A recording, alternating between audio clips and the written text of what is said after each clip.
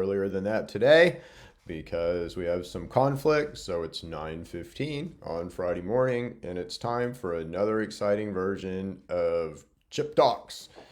If you guys want, if you guys are following Chip Talks and you want to see basically everything that's been done on Chip Talks, we're building a website, and that is called chiptalkspodcast.com. So if you go to chiptalkspodcast.com, you can see all the previous versions of this show. And we've talked about a lot of stuff. We talk about a lot of cool stuff. You know, we are headed somewhere. You know, I'm not sure where we'll go past that point, but we are sort of leading up to some things, and we need to cover some things in order to do that. This show is a little personal to me. I am a Native American. I am Chickasaw.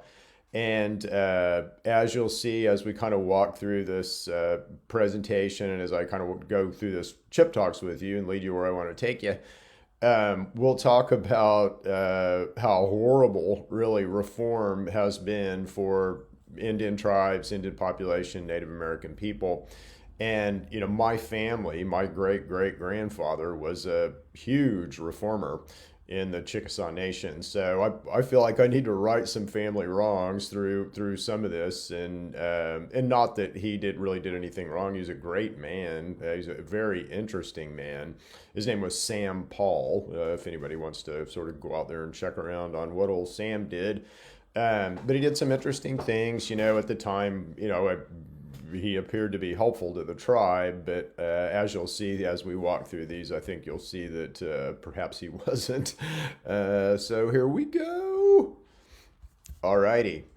So we're going to talk native herbal medicine. We're going to kind of talk, this went in a little different direction than I intended it to, honestly, as I was putting this together. So I'll just walk you through where it went. And for me, you know, a lot of what I do, I'm a researcher. I mean, I follow science, and so I am trying to take you somewhere.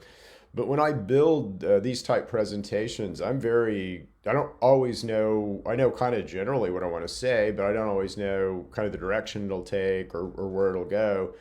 And I honestly try to be really, really open, you know, to spirit, to God as I'm building these, because I feel like these are important, and, you know, they're important things to tell you guys about. So anyway, this one went a little different direction, so that was kind of interesting and fun. So American Indian influence on the American pharmacopoeia. And what I want you to sort of appreciate about this is how much the American Indians had it going on already. I mean, we're taught, and this is what I was going to start this with, we're taught that American Indians were, you know, primitive, dirty, you know, lived off the land, poor, you know, barely made it, just sort of lived day to day and scraggly existence, right? So that's what we're taught in movies, and we're taught, you know, that's how we've been kind of mind controlled into what the American native really was. That is the furthest thing from the truth, ladies and gentlemen. In my tribe, at least, if you didn't bathe daily, you got like scraped with rattlesnake fangs and things, you know. So it was not as you've been taught. So anyway, the American Indian influence on the American pharmacopoeia.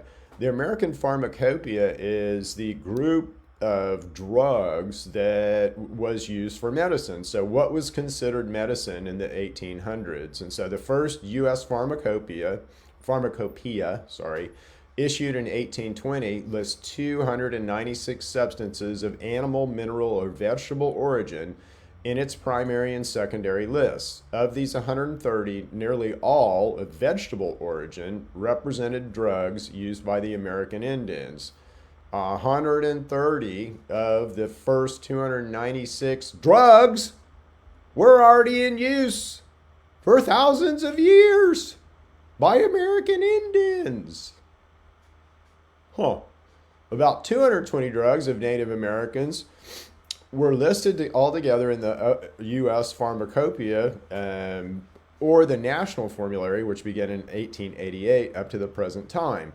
Although the number of such listings has declined since the advent of synthetic drugs about 1890, wonder who did that, we'll talk about that in a second, It is significant that new substances of American Indian usage have become official since 1890. However, only 30 substances of American Indian origin survived in the 17th revision of the US Pharmacopoeia.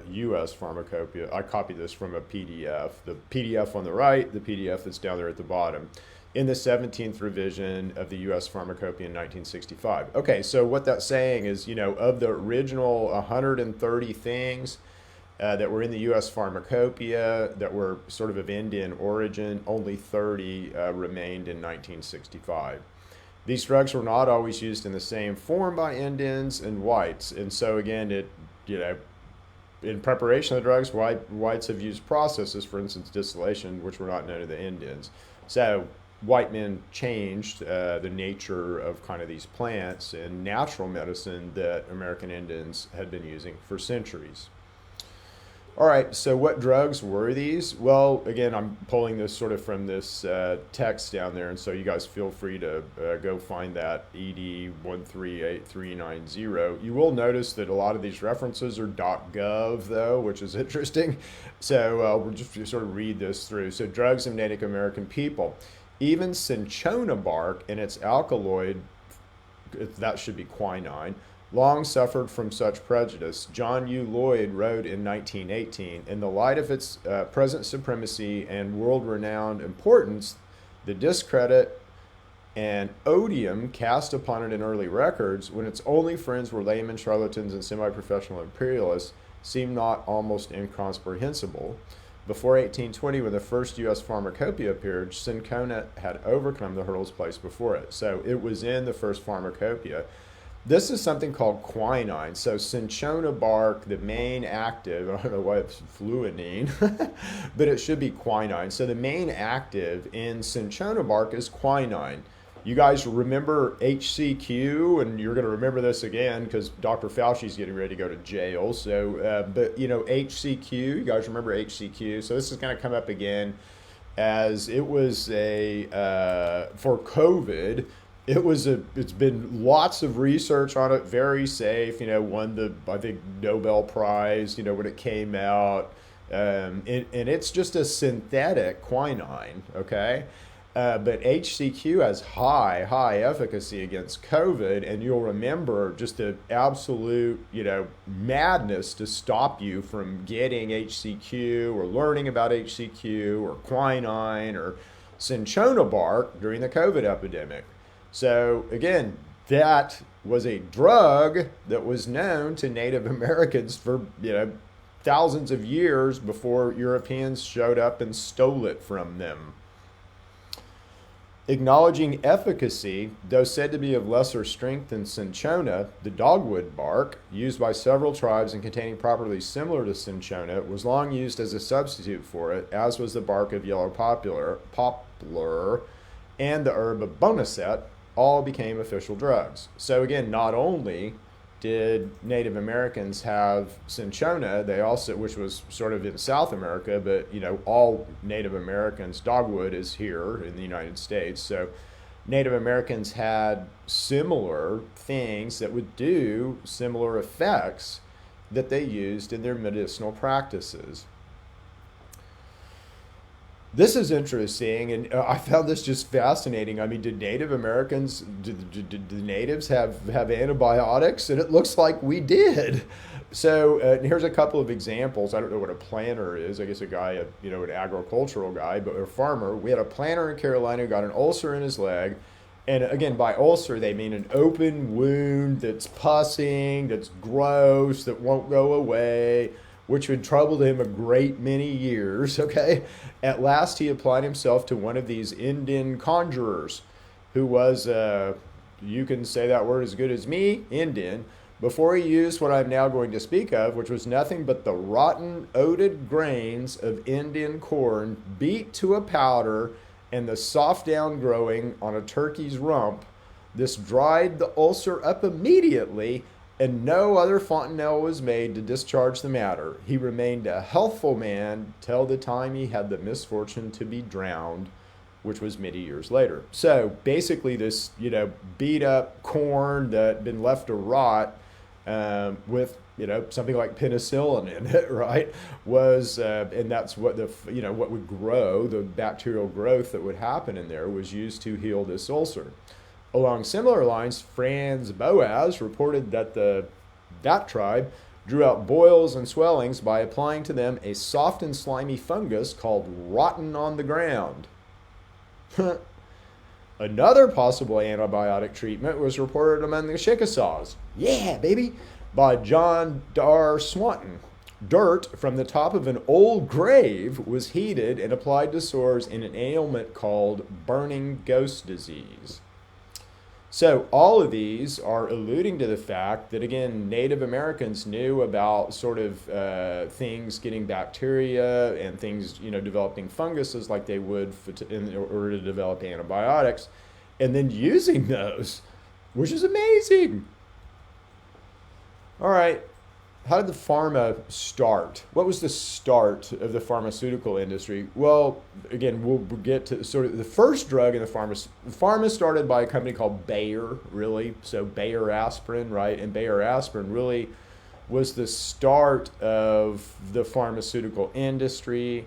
Bayer spent millions and millions of dollars. They had like a whole dog and pony show that they took to Africa, to everywhere, all over the world, promoting Bayer aspirin, right? So they literally built the pharmaceutical industry.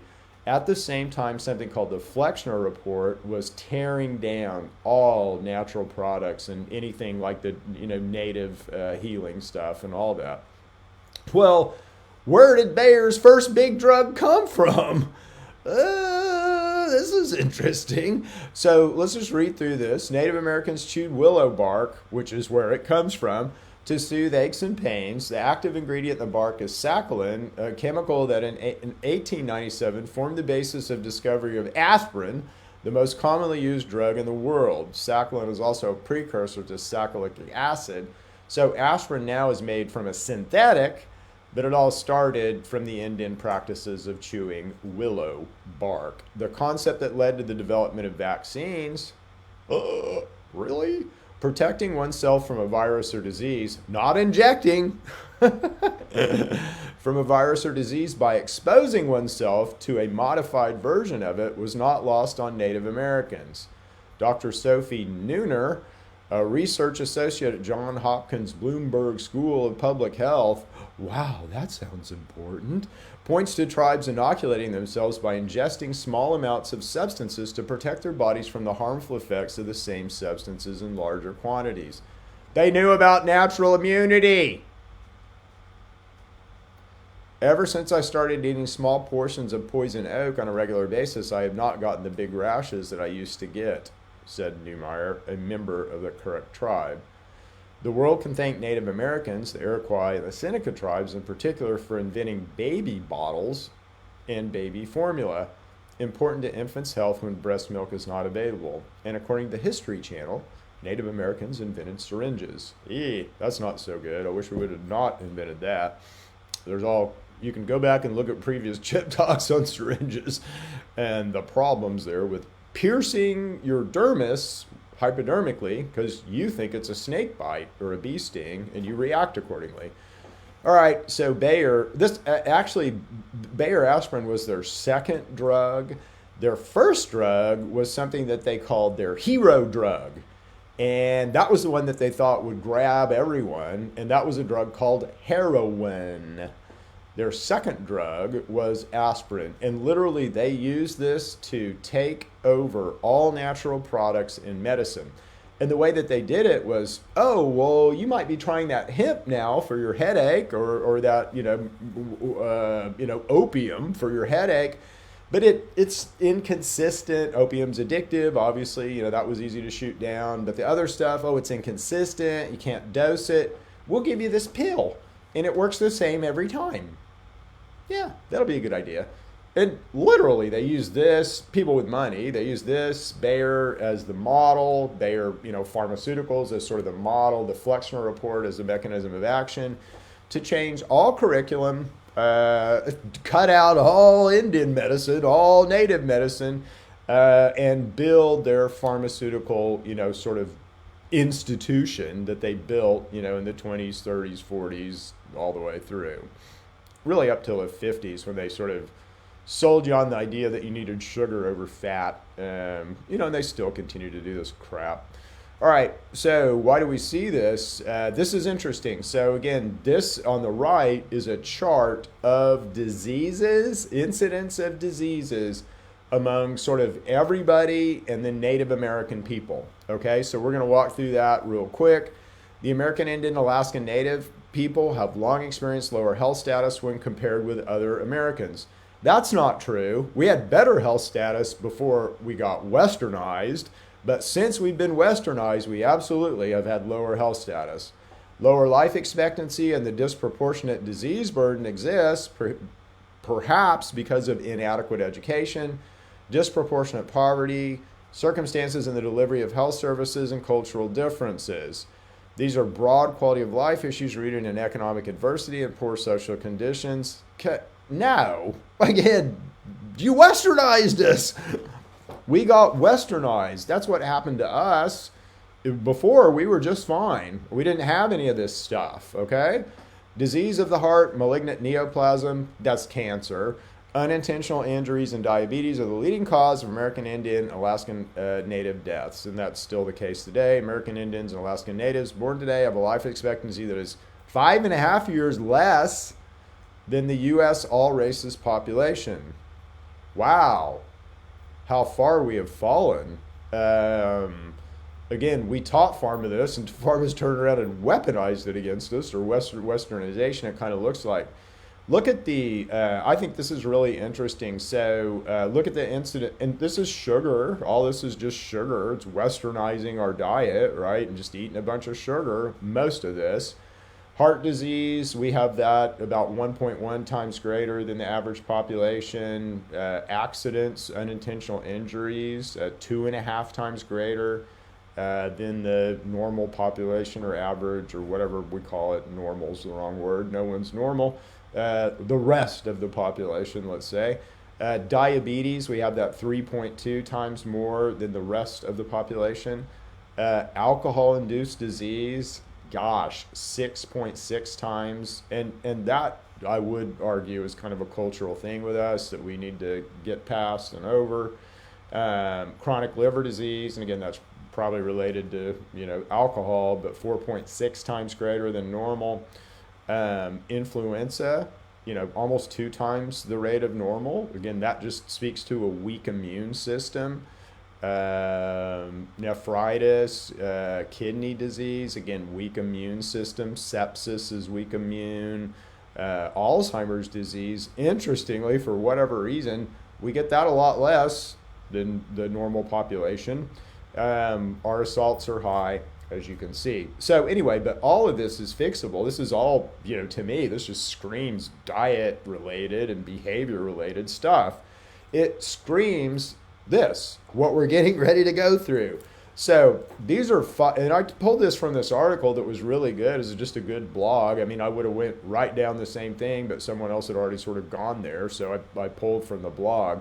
But these are 5 practices that have been lost to Native American populations. So first of all, traditional diet, meaning no sugar. We ate a lot of fruits and vegetables. If you're a Chickasaw or a kind of civilized tribe, then you know about the 3 sisters, which is squash, pole beans, and corn.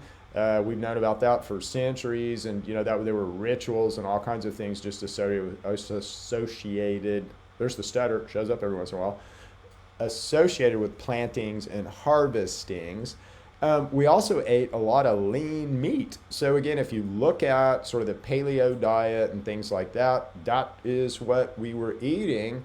We didn't have diabetes, all right? We didn't have any diabetes. We didn't die of heart attacks. Somebody died of an arrow wound or, some, animal eating us, but we did not die of diabetes. Okay, what else helped us? Well, we stayed on the move, meaning we exercised. We were moving. We weren't sedentary. We weren't sitting behind a computer or, sitting behind a desk.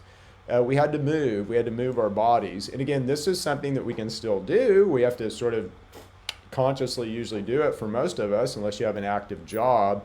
But this is absolutely something that all of us could do right now. So again, we need to move, we need to be active, we need to walk, we need to move around.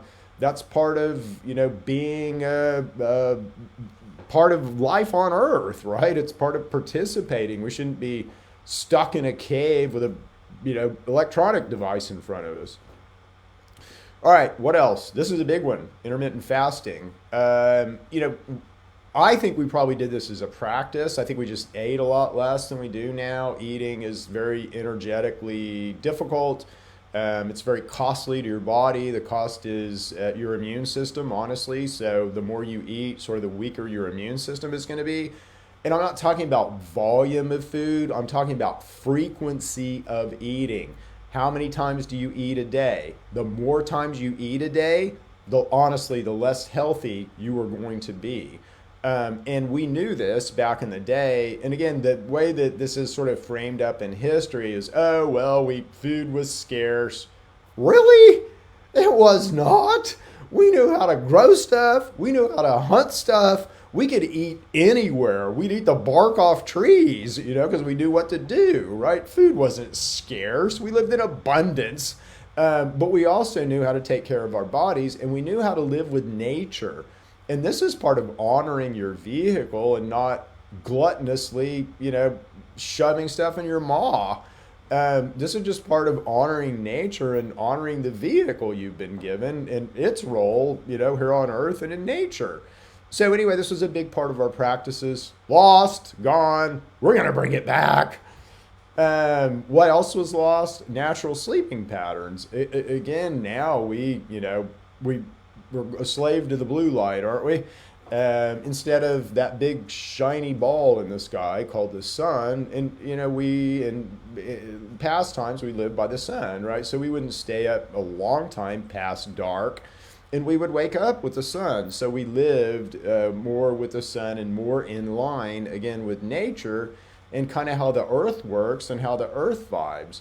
We blew with the wind is the best way to say it, rather than trying to fight the wind, which is what we seem to do all the time now.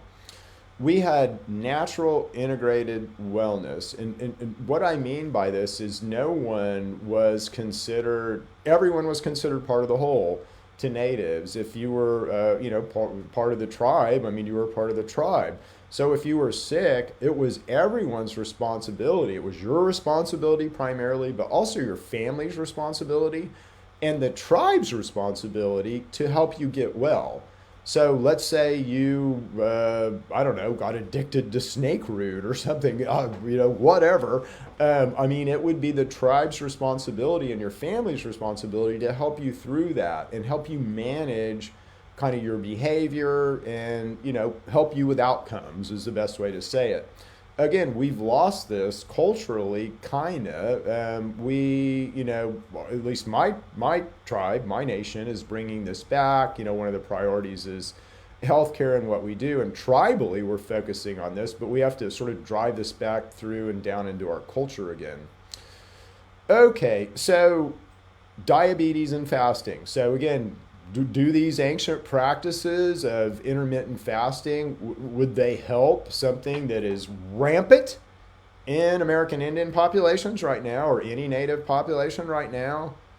Well, yeah. And again, you guys hear me talk about this all the time. After an intermittent fasting diet intervention, patients achieve complete diabetes remission. What? You can solve diabetes? Yes. Again, yes. Defined as an HbA1c, average blood sugar level, of less than 6.5% at least 1 year after stopping diabetes medication, according to a new study published in the Endocrine Society's Journal of Clinical Endocrinology and Metabolism. This is just from this study, by the way. You can pull it up. Researchers conducted a 3-month intermittent fasting diet intervention among 36 people with diabetes and found almost 90% of the participants, including those who took blood sugar lowering agents and insulin, reduced their diabetes medication intake after intermittent fasting. What? 55% of these people experienced diabetes remission. I thought we were told it couldn't go away.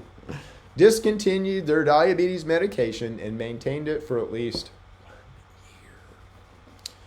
This study challenges, you think, the conventional view that diabetes remission can only be achieved in those with shorter diabetes duration, 0 to 6 years. 65% of the study participants who achieved diabetes remission had a diabetes duration of more than 6 years. Yeah. So again, do you think intermittent fasting, just intermittent fasting, would help us natives with diabetes? I do. Diabetes and diet. Another thing we've lost. So if we went back to this lean, a lot of lean meat, fruits and vegetables kind of keto diet, would that help us with diabetes? Let's see what the study says. Study says, in the past couple of decades, evidence from prospective observational studies and clinical trials have converged to support the importance of individual nutrients, foods, and dietary patterns in the prevention and management of type 2 diabetes. The quality of dietary fats and carbohydrates consumed is more crucial than the quantity of these macronutrients. Western processed food is giving you diabetes, is what that says. Diets rich in whole grains, fruits, vegetables, legumes, nuts, moderate in alcohol consumption, and lower in refined grains, red processed meats, and sugar-sweetened beverages have demonstrated to reduce diabetes risk and improve glycemic control and blood lipids in patients with diabetes. If we just went back to the way we used to eat, we would not get diabetes. Several helpful dietary patterns emphasizing the overall diet quality can be adapted to appropriate personal and cultural food preferences and calorie needs for weight control and diabetes prevention and management. Okay. So again, these are two things that we used to do, intermittent fast and eat right, that we don't do anymore. And again, both of these are correlated with diabetes. Has Westernization helped natives? It took Europeans, disease, guns, and horses, and I throw in alcohol in there, less than 300 years to destroy a way of life that has been going on for at least 20,000 years. Although many Native American groups are trying to regain their cultural identity, it will never be the same. It will never be the same, but we remember, and we're going to bring it back, boys and girls. That's the fun thing. Again, all this we can bring back right now. How does it start?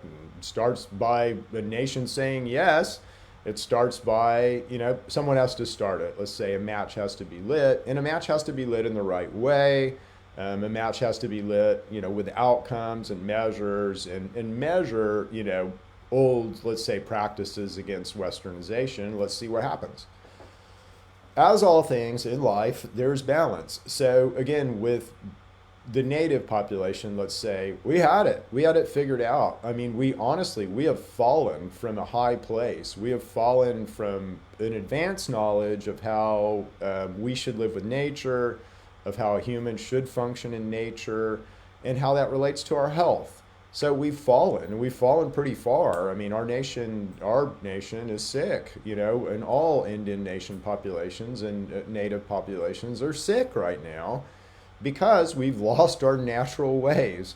So it's time to swing back. It's really time to begin to swing that back and begin to look at what we can do to kind of take back these old natural practices and then also translate them back to people who are looking for solutions, like you guys out there. So can we learn something from, native culture and native medicine? Well, pharma thought that we could, and they literally took it over and sort of are shoving it down your face right now in synthetics. And at the same time, Westernization has wrecked that whole native culture that, brought those things to you. So we need to bring all that back.